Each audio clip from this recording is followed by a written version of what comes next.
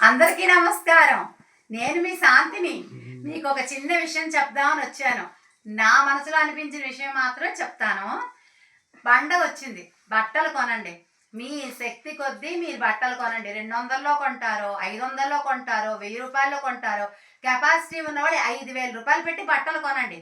ఎందుకంటే బట్టల షాప్ వాళ్ళు బతకాలి. ఖచ్చితంగా బట్టలు నువ్వు కొన్న గౌన్ అయినా, చీర అయినా, ఒక ప్యాంట్ షర్ట్ అయినా, దానివల్ల బట్టల షాప్ వాళ్ళు, ఆ షాప్లో పనిచేసిన వాళ్ళు బతుకుతారు.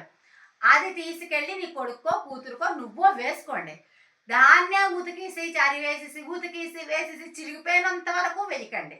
ఓ 3-4 సార్లు వేసుకొని వాటిని మళ్ళీ నీకు ఇంకో డ్రెస్ కొనుక్కునే కెపాసిటీ ఉంటే గనక కొన్నిసార్లు వేశాక అది చిరిగిపోకుండా అరిగిపోకుండా మరొకరికి దానం చేయి. నీకన్నా కొంచెం లేని వాళ్ళకి, కొంచెం నీ బట్టల కోసం నీ బట్టలు ఇస్తే ఆనందంగా పుచ్చుకునే వాళ్ళ ఆశ్రమాల్లో కూడా చాలామంది ఉన్నారు. దానం చెయ్యు. దానం చేస్తే నువ్వు కొన్నావు, ఒక డ్రెస్ కొంటావు, అది అరిగిపోయి చిరిగిపోయే వరకు నువ్వే వేసుకున్నావు అనుకో, నువ్వు పెట్టి కొన్న డబ్బులు అయిపోతాయి, ఆ డ్రెస్ చిరిగిపోతుంది, నీకు వచ్చింది ఏమి ఉండదు. అదే డ్రెస్ నువ్వు దానం చెయ్యి. 4 సార్లు వేసుకున్నాక అదే కొత్త గీటుతో అందంగా దానం చెయ్యు. మరో డ్రెస్ నువ్వు కొనుక్కునేలోపు ఈ డ్రెస్ని దానం చెయ్యు. నువ్వు కొన్నదానికి నీకు పుణ్యం ఈ జన్మకి, వచ్చే జన్మకి నువ్వు కొన్న డ్రెస్ తాలూకా డబ్బులు నీతో ఉన్నట్టే. ఎందుకంటే దానికి తగ్గ పుణ్యాన్ని నువ్వు కొనుక్కున్నట్టే. ద్రౌపదీదేవి కృష్ణుడు చిన్న చీర చెంగు కట్టినందుకు ఎన్ని కుప్పలు తెప్పలు చీరలు ఇచ్చాడు. అవి అతను బట్టల షాపు ఉండి ఇవ్వలేదు.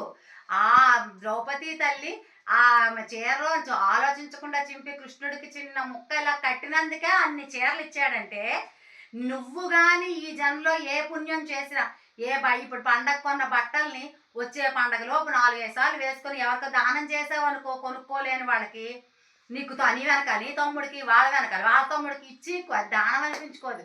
కొనుక్కోలేని వాళ్ళకి ఇచ్చావనుకో, ఆ భగవంతుడికి ద్రౌపది అయినా, నువ్వైనా, మేమైనా అందరం సమానమే. దానికి తగ్గ పుణ్యాన్ని నీ అకౌంట్లో ఉంచి ఈ జన్మకి, వచ్చే జన్మకి, పై వచ్చే జన్మకి అలాగా బట్టల రూపంలోనే పుణ్యం సంపాదించుకో. కొందరు అన్నం మిగిలిపోతే దానిలో పులిహార కలిపేసుకొని సాంబార్ అన్నం వండేసుకొని తినేస్తారు.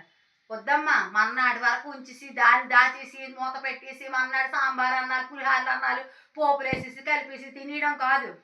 కుక్కలకో మూగజీవాలకో రాత్రి మిగిలిపోయిన అన్నాన్ని చక్కగా తీసుకెళ్ళి పెట్టు.